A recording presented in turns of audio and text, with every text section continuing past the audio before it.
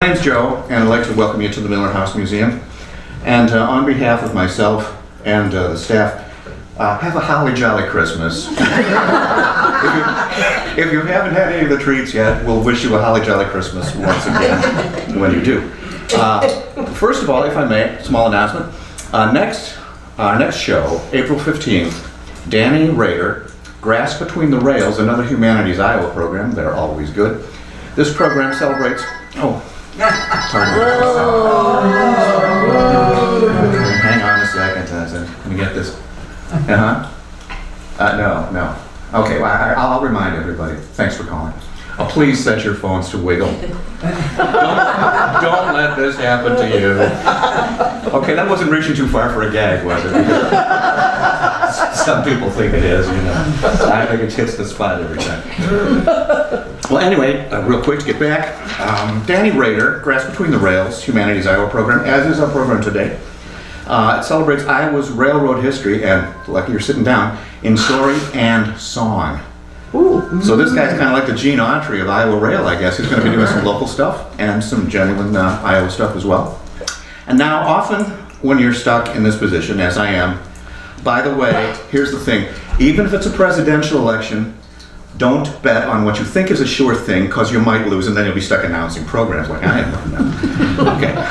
Originally from Des Moines, Tom Milligan has lived in the Amana Colony since 2006. He has been a working actor, director, scenic designer, and producer for the last 45 years.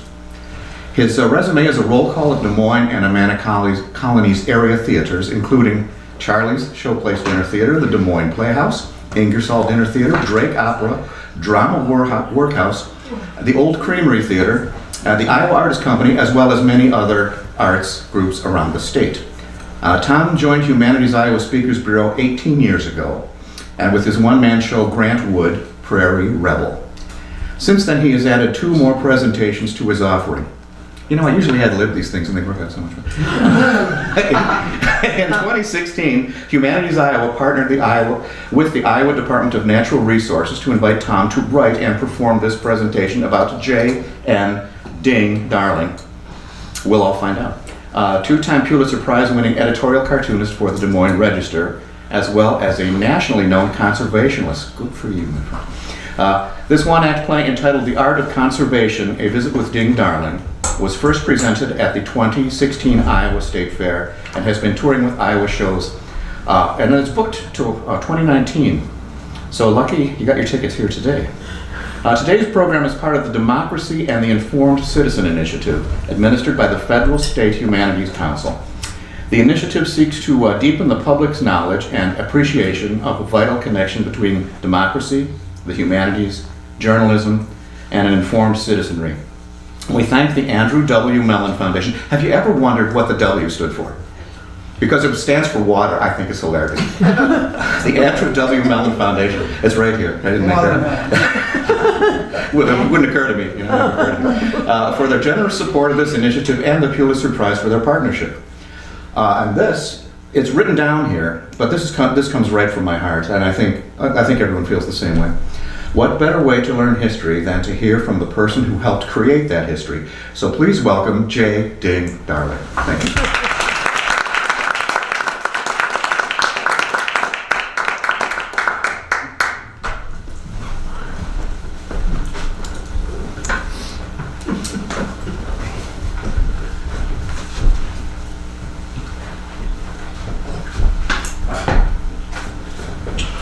I'm sorry for the interruption. My assistant Merle always opens my mail for me and lets me know if there's anything that needs my immediate attention, so there must be something here that's important. She handles most of the business outside of this office, with the exception of phone calls, which I still prefer to take myself. Now, where were we? Oh, of course, February 7th, 1936. Many people looked at that date, the conclusion of the first North American Wildlife Conference, as the beginning of the modern conservation movement in this country. There was really so much more. If you take a closer look, it was in fact the beginning of an era, aided by cooperation, an understanding, and education, in which we began to restore one of the few commodities that man and all of his capabilities, is still unable to manufacture the wildlife and natural resources that surround us. So with the words spoken by Conference Chairman F.A. Silcox, J. Darling, God bless you, the baby is now yours, I was handed the reins of what would eventually become the National Wildlife Federation. Of course, the events of that day and what would happen in the years to follow had actually been set in motion many years before. 1876, the centennial of our great country, and of course my birth in Norwood, Michigan. Now, you may remember that my father, the Reverend Marcellus Darling, had traveled to many congregations before finally settling in Sioux City, Iowa, somewhere around my 10th birthday. Why, Sioux City, Iowa in the late 1800s, that was a town that was set on the edge of the Wild West, with an unusual blend of big city problems and conflicts, while at the same time surrounded by wide open prairies, clear flowing streams and rivers, and abundance of wildlife and migratory waterfowl. So for the next 20 years or so, those two very opposite worlds would shape the twists and the turns of the roads down which my life would travel. It isn't hard to imagine why, as a boy of a certain age, once I was finally turned loose, I was drawn to those open spaces beyond the Big Sioux River into South Dakota, where great flocks of birds moved across the land. In the fall, prairie chickens sought cover in the thickets along the creeks and the marshes. It was the smell of the tall grass after a summer rain. It was the sound of the red-winged blackbirds that made the cattails along the banks come alive. All of this existing under a canopy of an endless clear blue sky that I witnessed. My mind became filled with all of these images that have never been erased. It was the gradual disappearance of all of this wonderful endowment of nature that stirred my first instincts towards conservation. But it was really a trip back to Michigan, where I truly began to understand the negative impact that our lack of knowledge and unwise use of our natural resources had on our responsibility towards land stewardship. I spent many summers back in Albion, Michigan, helping my Uncle John work his beautiful farm. I always thought that my Iowa farmer here always reminded me of Uncle John a little bit. As a teenager, it was like a paradise. Acres of rich farmland surrounded by timber and streams and wildlife. The work was hard. It was demanding. But for a young boy, it was rewarding in so many ways. I began to see how all of these images that I carried in my head worked together. All of the elements around us working together to create a world of boundless opportunities with mankind reaping the benefits. I returned to Michigan after a 12-year absence from my Uncle John's funeral. It seemed as if everything had changed, but not for the good. It was as if the farm had died right alongside my uncle. The topsoil had been stripped away, the timber cut, the streams muddied, no sign of the wildlife that had once populated the land. The beautiful, carefully maintained land was gone. This was my first conscious realization of what could happen to the soil, to the water, to plant life, to human life, if the common laws of Mother Nature were disregarded. The contrast between what it had been and what it had become remained with me for the rest of my days. But back in Sioux City, everything was still fresh and new, the land of the West still untouched. But for how long? I spoke up about what I had witnessed in Michigan, the issues of the land, as did many of our country's founding fathers, fearful that what had happened to my uncle's farm would be repeated.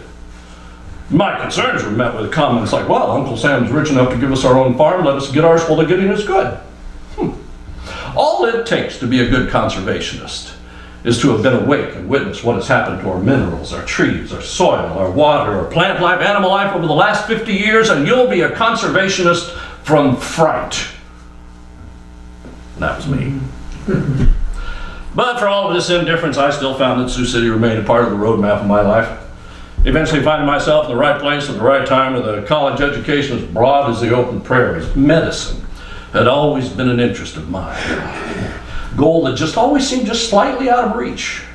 But for that, I would have to work, set aside a little money. It was then that I was offered a job that, well, it actually became more than a job. It became a career. No, it became a passion, a platform in which I could reflect upon the triumphs and the failings of mankind, influence presidents and public opinion, and in some small way make a difference. I was offered a job by the local newspaper, the Sioux City Journal, as a cub reporter, with emphasis on cub rather than reporter. But my keen sense of observation and unbridled curiosity quickly made up for whatever traits I lacked in moving into the newspaper world. As I said, Sioux City was a bit of the Wild West back in those days, and stories that I was assigned to cover reflected that wide open town of the early 1900s. Saloons, even open on Sunday, were everywhere. Gambling and the occasional house of prostitution was just part of my daily beat. Typical morning would find me following the local authorities out to pull a body out of found floating in the Big Sioux River there from the night before. Crime had made that area of town a very dangerous place to be at times. We'd pull a stiff out of the water once every 3 or 4 mornings. Always made for a good story. Well, especially if the corpse could be identified. But finding bodies with the police wasn't the only thing I discovered at my time at the Journal. Very short order, I became very appreciative of its owner and editor, George D. Perkins, the character and the principles that he displayed, not only as a respected man of the community, but within the newspaper business, proved invaluable as I started down my journalistic road. But as a young man, I did have other interests besides just working the day away. Well, ever since an early age, I'd always had an interest in the musical arts. Starting out as a young boy, continuing on into my college days and into adulthood, I took the opportunity to join the choir at the St. Thomas Episcopal Church, where I sang bass, and eventually became the director of the choir. Later on, when I submitted my letter of resignation, I received a note asking me to reconsider and stay, but I'd already decided to leave, much to the disappointment of the 34 people who had signed the note. I may have left the choir, but I never left the music. Yeah, it just seemed like as if I tried to pack as much into one day as I possibly could. Starting out first thing in the morning, covering the latest news of the city, to continue on in through the day to pursue other pastimes. Typical routine would find me putting the paper to bed around midnight. In a group of us, we'd pile into a buckboard, head out to the flats west of Sioux City. We spent hours hunting and fishing in the thousands of unspoiled acres west of Sioux City. I don't know how I got along with so little sleep in those days. But I suppose it was good practice for whatever lay ahead down the road.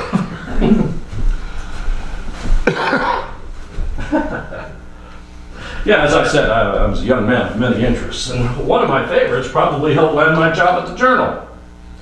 Now, as a young boy, I had acquired a box camera, very similar to this, only much bigger. You know, I just don't know how they make cameras so small these days.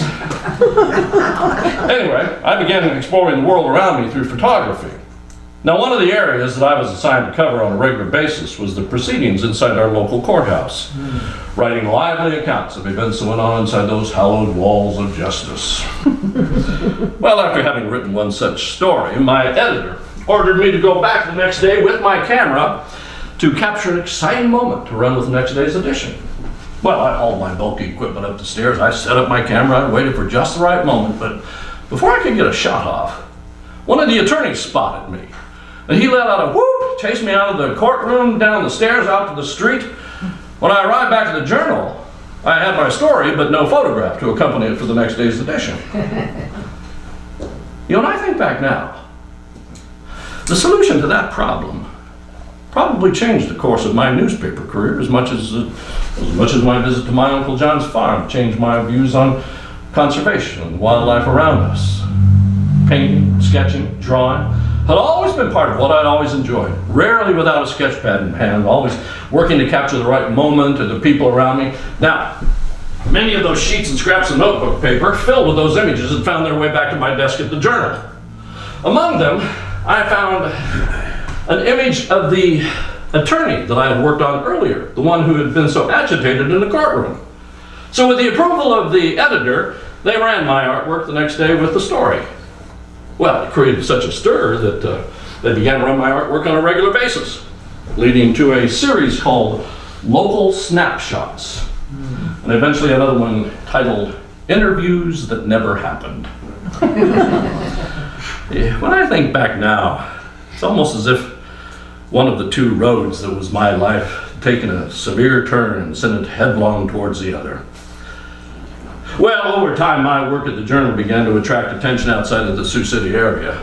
Even though there were many topics available for developing my cartooning skills, I always found a little poke of fun in a political figure or editorializing on a grander scale was not only what I enjoyed the most, what also had the most attention. Soon, other newspapers began to take interest to the point where, after 6 years with the Journal, I was offered a job as the editorial cartoonist for the Des Moines Register and Leader. I had arrived in Sioux City, a wide-eyed 10-year-old boy, and was now leaving a young man on a mission, which really had yet to be defined.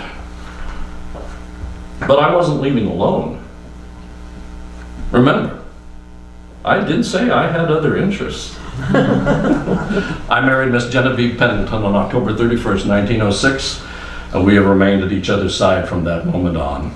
Penny, as everyone calls her, became my constant support, the mother of our 2 children, John first and then 3 years later Mary, became my fellow world traveler. Some of our best times were spent traveling the globe, to include the West Indies on our honeymoon. I actually met her through an old college friend when Penny moved to Sioux City to stay with relatives. As she became interested in my artwork, all of which contained some sort of written message or the stories that I wrote, she found great amusement in my tendency to misspell words. Always trying to correct the error of my ways, I always assured her that anyone who couldn't spell a word at least 2 different ways really didn't show much imagination. We were actually on that honeymoon when I received my telegram offering me the position at the Register, but things worked out again. Right place, right time. Apparently, back in Sioux City, one of the subjects of one of my local snapshots, the president of the local school board, had created such an uproar that it led to my release from the Journal. So with sketchpad and pens in hand, Penny and I started down our new road to Des Moines. Although I knew I was moving on to a much larger arena, I never stopped carrying in my mind the images of the wide open prairies and wetlands of my youth. More than ever, my artwork and commentary began to express the need to work together to save that one commodity which we were still unable to manufacture. The wildlife and natural resources that surround us with all of its God-given beauty, with mankind as the sole beneficiary.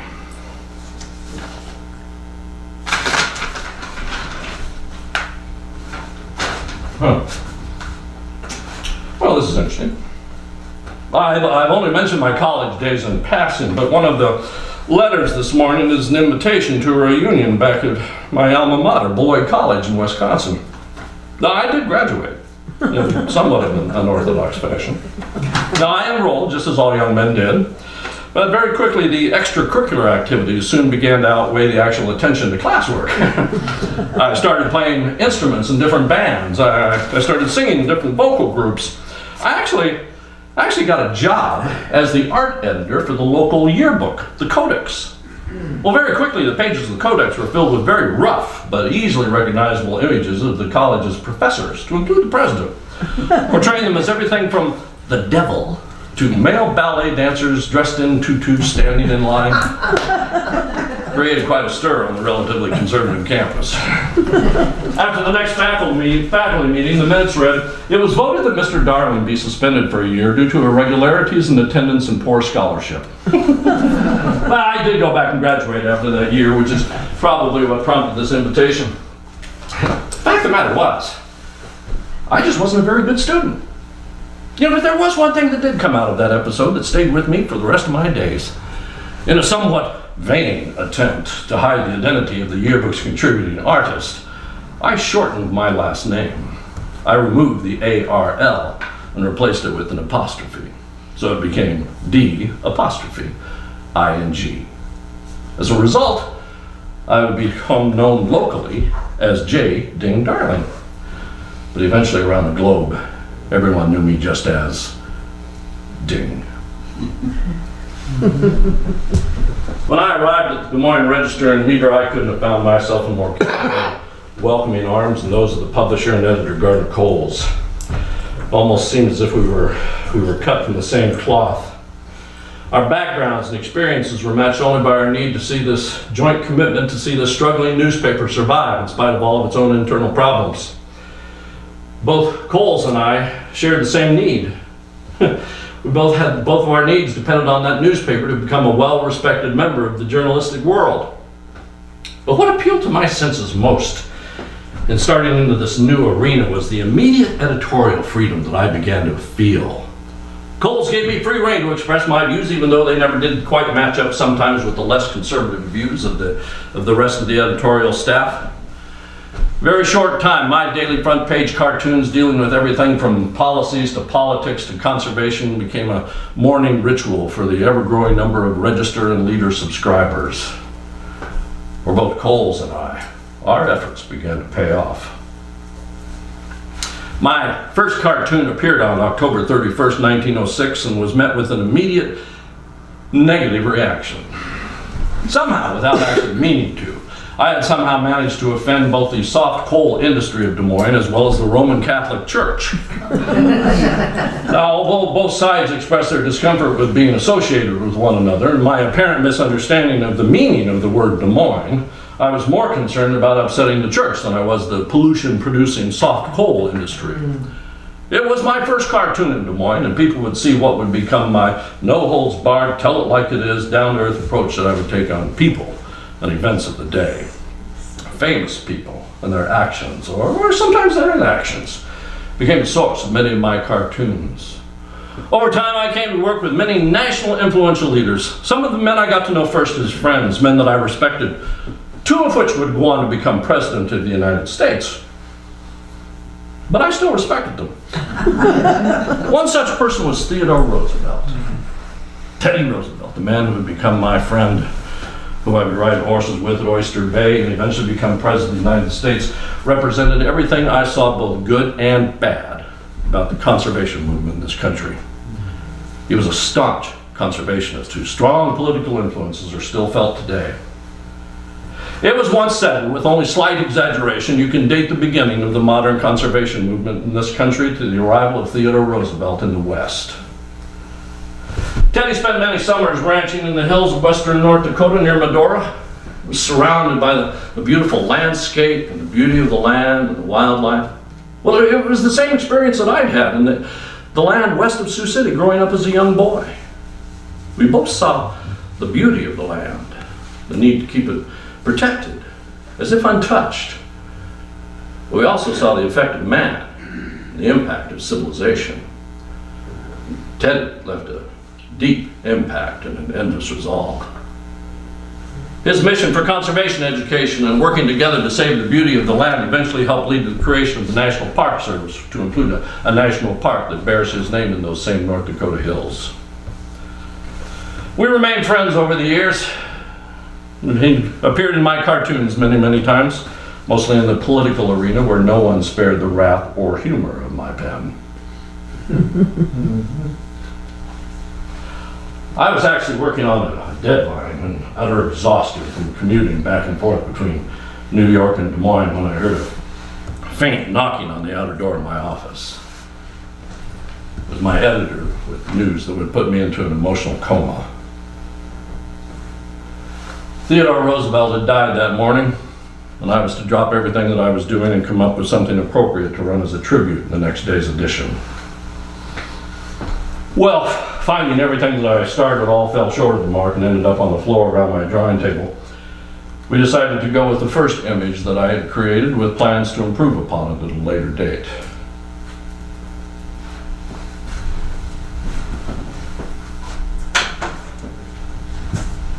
It was a simple image. Roosevelt on horseback, hat in hand, thrust high in the air, that farewell salute I'd seen him give so many times before. Behind him, Washington, D.C., the capital on the horizon. And over his shoulder in the clouds, a wagon train moving west into North Dakota hills. The simple caption read, "The long, long trail." This rather hurried attempt to create anything memorable was met with such immediate universal praise there was no attempt to even improve upon it at a later date. It is still viewed in more public places and reproduced more than any other cartoon that I ever created. What I found happening in Des Moines was that just like in Sioux City, my contribution to the newspaper took on a far wider audience than I or anyone else at the paper ever imagined. My cartoons weren't there to make people laugh or to smile, but to think and to feel and to question the wider world around them. The issues I drew, they shone a light on important but sometimes overlooked topics of the day and shone a light on the way that the average daily reader could understand them. My messages weren't confined just to the city of Des Moines or even the borders of the state of Iowa, but they were national concerns that spoke to the greater good of the nation, which was rapidly becoming my ever-growing audience. That road that had started out in Sioux City that eventually led to Des Moines over time included stops at the New York Globe, New York Herald Tribune, the Herald Tribune syndicates, and many other syndicated newspapers within those organizations. But I always found the road always led me back to Des Moines. At no other newspaper did I find the editorial freedom that I found at the Des Moines Register. You know, although the move to New York City was a great step up the journalistic ladder, there was always something about it that never felt quite right. Penny and I, we settled into our new home, had our daughter Mary, traveled in the circle of many national influential friends, tried to adjust to our life away from Iowa. Well, I found the newspaper business of New York to be a closed-off, impersonal world compared to the down-to-earth attitudes of the Midwest.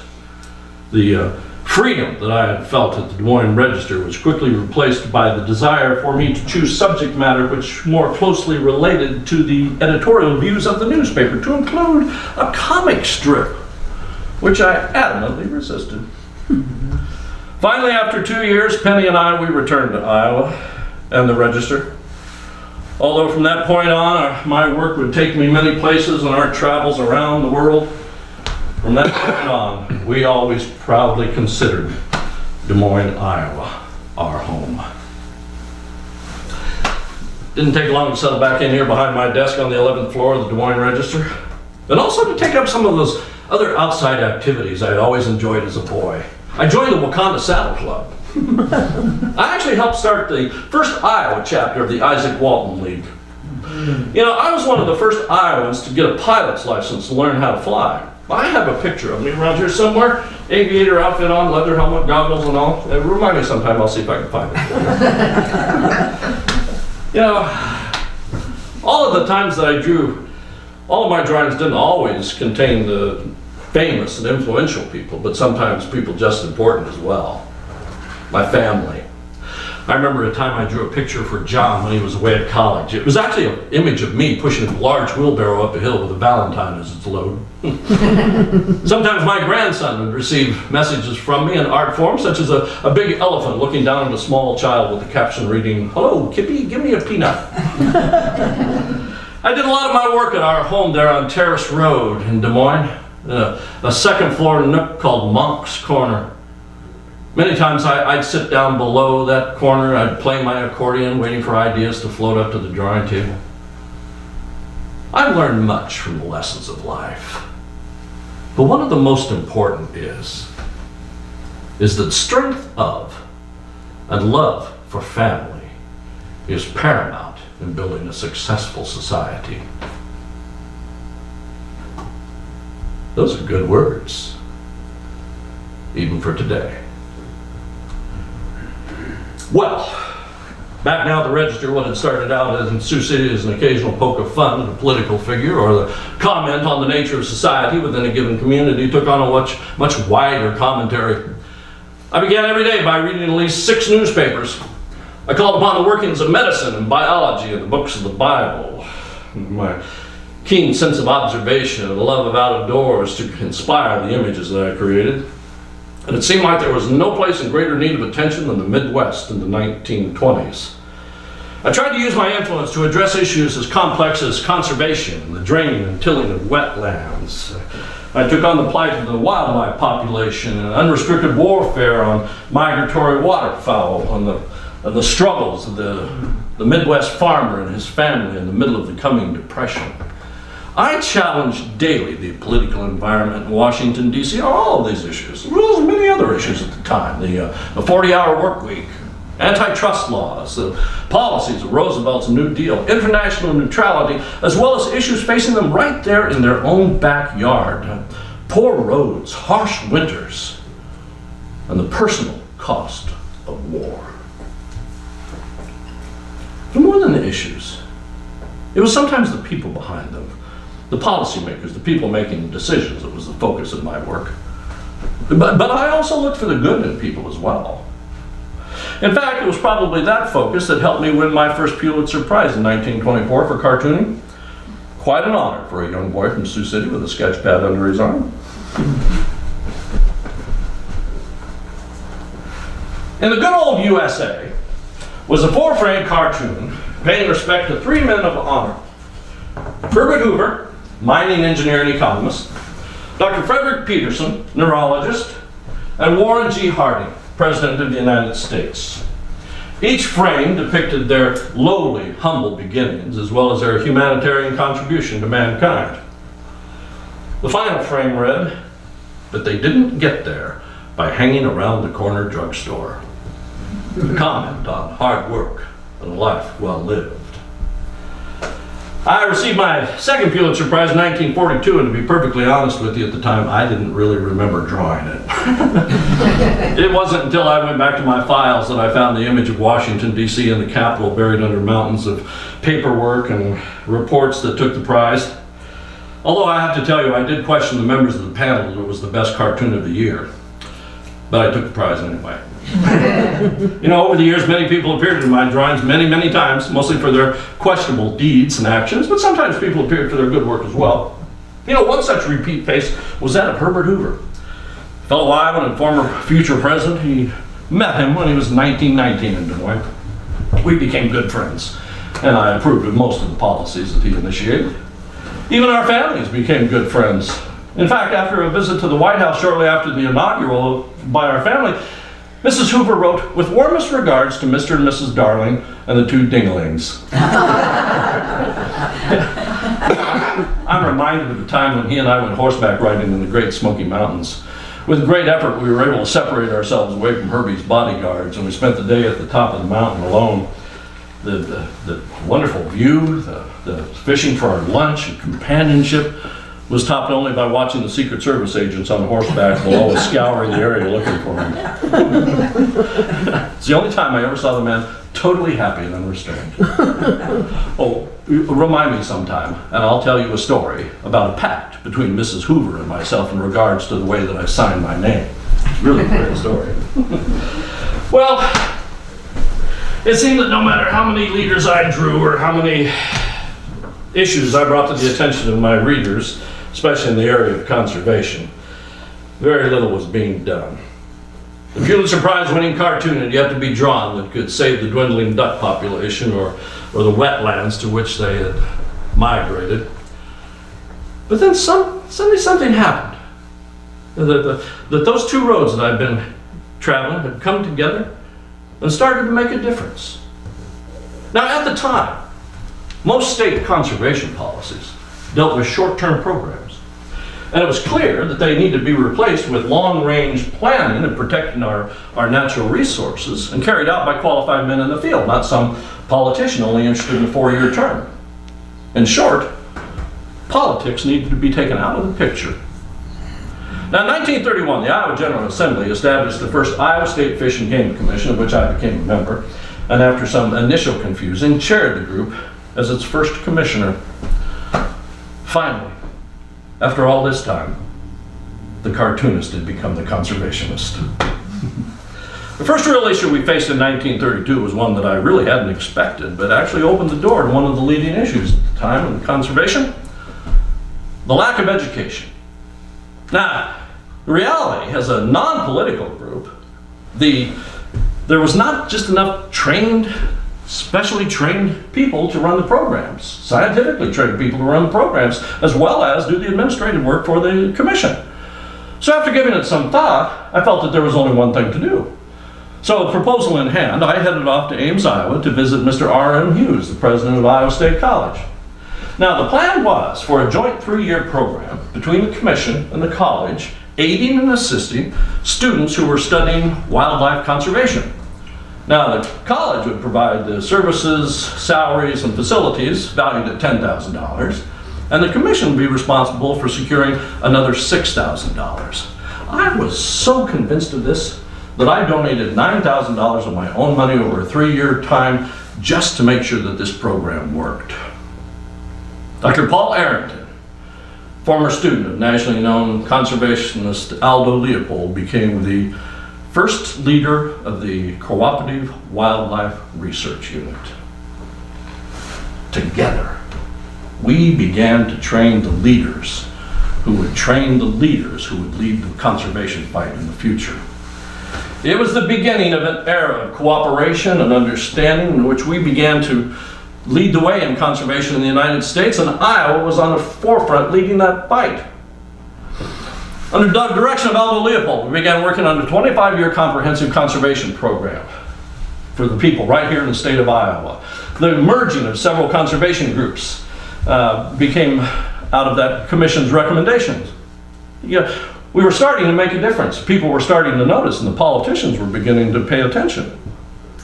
But 1932 also saw the Franklin Roosevelt tide sweep over my friend Herbert Hoover, and now all of a sudden we had a new administration in the White House. Now, it isn't any secret to anyone who reads my cartoons that Franklin Roosevelt's policies is not exactly what I thought this country needed in the middle of the coming Depression, as well as the Dust Bowl. My relatively conservative ideas always seemed to run contrary to Roosevelt's policies, which to me seemed like a welfare state in the making. But while in Iowa our conservation projects still started to move forward under Roosevelt, it seemed like that they were starting to become stagnant. To the point where in 1934, at the urging of Henry A. Wallace, a former Iowan and Secretary of Agriculture, Franklin Roosevelt appointed me to what became known as the Beck Commission. Now, this three-person commission, which included my working partner, Aldo Leopold, was assigned to look at the policies regarding the conservation of wildlife, migratory wildlife, which was under the U.S. Biological Survey's jurisdiction. We were also asked to recommend programming as well as additional funding. What happened over the next 3 months was a very contentious exchange between the U.S. Biological Survey, the Beck Commission, and the Roosevelt administration, not only on the policies that existed within the programs, but the inability of the men of the U.S. Biological Survey to do the job that they had been assigned to do. Nobody could agree. Everybody had different opinions. Even the three of us on the commission had a different opinion, with each of us submitting our own written report, with mine asking for an additional funding for which we had the president's promise of $1 million.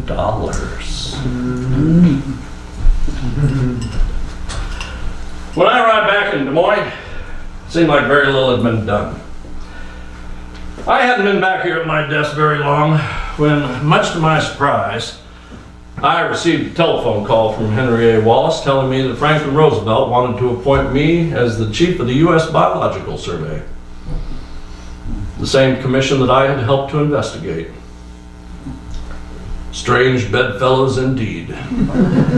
The relatively conservative cartoonist turned conservationist and the liberal New Deal Democratic president. But what I saw was an opportunity to take my advocacy for all of these issues to a much broader audience. But I always wondered whether or not Roosevelt gave me that job just to take my cartoons, many of which contained an anti-Roosevelt message, off the front pages for a while. But I took the job anyway. When I arrived in D.C. to take over that job, it seemed like the conservation of wildlife, which more had been said and less done than anything else in the world other than the weather, was an unorganized, unfunded department with no central focus. People really didn't care what was going on in North Dakota, let alone the fields and streams in their own backyard. There was all these little groups all over the country that had their own little focus of what they were doing relative just to their spot. There was no long-range plan like the one that we had set up in Iowa. There were issues that needed to be addressed in all of these areas by conservationists and hunters and the people who wrote the laws. My time at the U.S. Biological Survey, which is now, of course, known as the U.S. Fish and Game Service, was short but productive. In a very short time, we not only began to save the land, but we began to regrow the prairies and restore the wetlands. We established a wildlife refuge system across the country for the wildlife migratory waterfowl, which had become part of a repopulation effort. We raised the awareness of endangered species and the need to protect our natural resources, which had been the subject of many of my cartoons. But for a program that had remained stagnant over the years, so had the funding for the programs that had never really been started. So in an effort to self-fund ourselves, I started the Federal Migratory Bird Hunting Stamp Program. The duck stamp, as it became known, provided valuable aid to existing programs. Although we eventually did receive some federal funding somewhat reluctantly, it was the duck stamp, first issued in 1936, featuring one of my many duck drawings, that has funded that program for decades and still continues to this very day. But beside all this success, there were still problems. It seems like everywhere around the country, there were all these little groups that were getting started. And as our efforts increased, we saw an increase in those small groups, but only dealing with the problems in their own specific area. But they all seemed to deal with the same issue that we had dealt with early on: the lack of trained, educated people to run the programs. The problem solved for us by the wildlife, the unit that we had established at Iowa State College, which still continued to grow and prosper. There were issues that needed to be addressed in all of these areas by conservationists and hunters and sportsmen and people who wrote the laws. I was enthused that there appeared to be a move towards a federal education in that area. The thing was that everybody had started to get excited about this, and the need for heavy lifting on a larger scale was becoming evident. But the one problem that remained is that exploiters of our natural resources are always organized and conservationists never. 11 million horses running wild couldn't pull a rubber-tired baby buggy to town without a harness to hook them to the load. Likewise, 11 million sportsmen and 36,000 scattered sports groups need the same kind of harness to band them together for the good and the united effort of wildlife. And that brings me back to your question about February 3rd, 1936. What happened on that day actually had its beginning back in April of the year before. As the chief of the U.S. Biological Survey, I called for and chaired a meeting at the Waldorf Astoria Hotel in New York City. In attendance were owners and representatives of some of the nation's leading arms and ammunition manufacturers, conservationists, wildlife advocates, hunters, all finally agreeing not only to work together, but to provide the initial funding for a centralized clearinghouse on all of these issues. Educational units like the one that we had set up at Iowa State College would be grown in colleges around the nation. The meeting was an outstanding success and eventually led to the first National Wildlife Conference. We started something that just a few short decades before seemed as far out of reach as my medical dreams as a young boy. But with the images of those wide open prairies still in my head, working in a non-political way, we brought together the number of groups, the variety of people, all with different ideas, different agendas. We not only began to save the land, but we began to restore the land that our founding fathers had seen so many years before in this country. After my time with the National Wildlife Federation, it seemed that wherever Penny and I went, my art and conservation always seemed to be the subject of my life. My ongoing problems with health, including bronchitis, eventually led to us heading south to the warm water and the warm weathers of Florida, where we found our own refuge in a structure called the Fish House. I actually sat in the water off of the shores of Sanibel Island up on stilts. The only way you could reach it was by a drawbridge. Penny was not enthused about doing household chores and other duties in such a remote location, so it eventually became just a part-time refuge for our family and for a number of friends. But what we found was that the waters and the shoreline in that area needed the same kind of attention as the plains and the prairies had up north. If something didn't happen there, then the beauty of that land would be lost as well. So I turned my attention towards some far-reaching, far-thinking ideas that are still felt there today. What had started out in Iowa so many years before had now become part of the national conscience. From the shores around Sanibel Island and Captiva through the North Dakota hills, once ranched by my friend and inspiration Theodore Roosevelt, where all of this effort began, to the Oregon shoreline, our work still continues to shine. But we do not do it alone. We do it together. Partisan politics set aside, egos left at the door. A what's in this for everyone were attitudes that worked at that time and in that moment, and right now, today, mankind is still reaping the benefits of that cooperation. If there should ever be a return of conservation to politics, I'll turn over in my grave if you don't stand up and fight. Oh my. Where did the time go? Well, listen, this has been wonderful, but I really do need to get on with the rest of the business of the day, which now apparently includes this invitation back to my reunion. I think what I'll do is I'm just going to give this to Penny and let her decide what she wants to do with it, see if she wants to make it into another one of our adventures. And I think I'm actually done with this one too. Not exactly sure when I'll use this. I think I might just give this to Merle and let her keep it for a while and let her use it wherever she wants to and whenever she wants to. She's good at that. Well, listen, you go ahead, finish your coffee, take a look around, let yourself out whenever you want to.